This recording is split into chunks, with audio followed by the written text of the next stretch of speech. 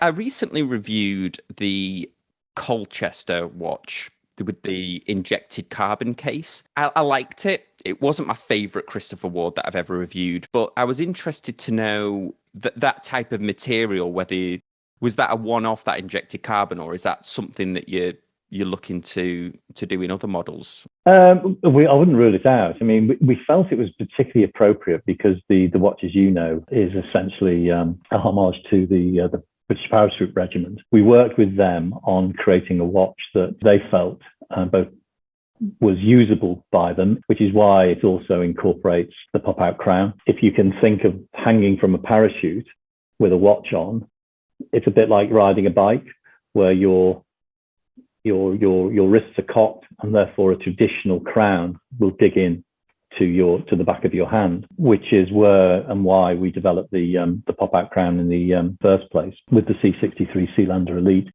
So we felt that this was a natural way to create a watch that was resonant with the work that they do. Secondly, it ought to be light. The C63 Colchester is the lightest watch we've ever created. It's a specialist watch for a specialist regiment that is a true sports watch in that sense, which resonates with some people more than others. It's interesting to hear that it's not your favorite watch.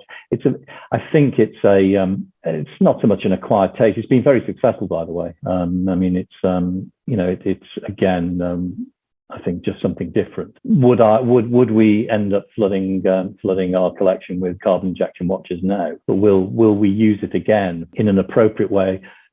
If and when there is another appropriate opportunity, yes, we will certainly do that. The one thing I was impressed about the material that you used, I think it's the first injected carbon case that I'd seen. And I think it's a testament to, you always wonder how hard wearing that material could be. But I suppose it's a testament that and I think I made reference to this in the review, that the tang on the buckle is also made from that injected carbon.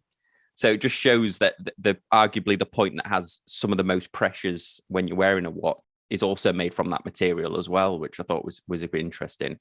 Yeah, I mean, light and incredibly durable. I mean, and because of the injection process, you don't have some of the brittleness that sometimes you associate with carbon fiber. It's a very interesting material to use. It's never going to be what I call mainstream, but I think used in the right place, in the right way, adds something that no other material can deliver, possibly with the exception of titanium. But the color, I think, and you got with the injection molding, you get that sort of camouflage effect as well, which again seemed very appropriate for the Parachute Regiment. The dial was amazing because it has all of it looks almost like it's a metallic liquid, the dial, because of the way that the carbon. So, and I imagine that process means that each of the dials are going to be completely or almost unique, or have some unique elements to them, I'm guessing, by the injector. Completely. The patterning is natural in that sense. And the dials themselves are a different material. They are carbon fiber. Yeah. And so what you're getting is the variation that you will inevitably get in any piece of carbon fiber, and therefore, as you rightly say, each watch is unique in that sense. Yeah, I know one of the comments I got that maybe we can address here on that video was that people were asking whether this was a licensed product or whether there was actually some design input from the paras into it. I wasn't sure quite how to answer that, because I think they're two different things, aren't they? Because you often see licensed products, military products, where the name just appears, but there's no sense that there was any involvement from the regiment. So how did that? Oh no, this is very, very different to that. We are very proud to be one of only 5 brands in the world that are licensed by the Ministry of Defence in the UK to carry the insignia of Her Majesty's Armed Forces. We're not providing watches as military items to the military, but we are, along with Breitling, along with Vermont, and along with Citizen and G-Shock, the only people in the world who can use the insignia. And so it's a deep relationship, which we've been involved with over many years with the MOD. mainly providing bespoke watches to regiments or squadrons or ships. And three years ago, they reorganized their approach to licensing and decided to select a very small number of watch brands to be allowed to use the insignia. And we were, as I say, very proud to be selected as one of those brands. The relationship we have is we have individual relationships with all of the armed services. So whenever we create a watch, I mean, we essentially generate the ideas around the sort of watches we think are appropriate, and we make recommendations in terms of which parts of Her Majesty's Armed Forces we choose to represent in a watch.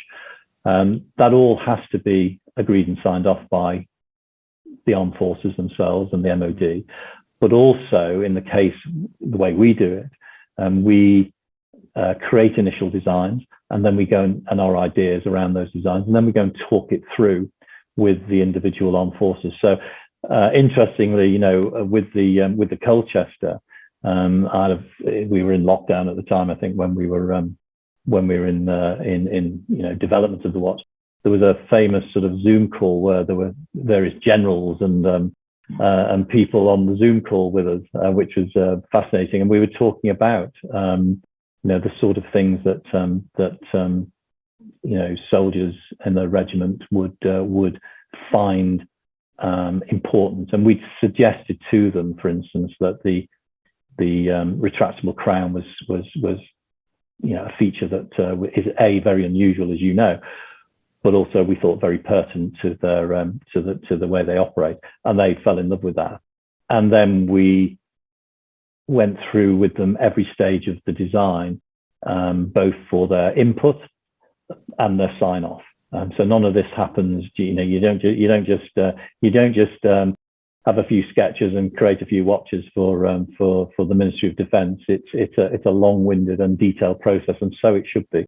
So it's very authentic, and you know, we enjoy collaboration. It strengthens the story, and makes sure that the watches you have, you know, there are little features in that watch that you know, the Pantone color of the burgundy on the tip of the things like the second hand.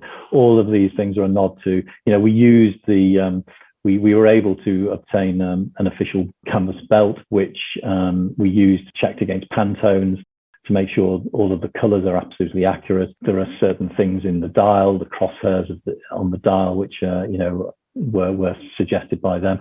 So there's small nuances in the design which wouldn't have been there had we not collaborated with the parachute regiments, and that is true of all of the watches that we do. Yeah, and I know for one that, as struggle as I might, I couldn't quite capture the color of the second hand on my review. So it is much better in real life than I was able to capture.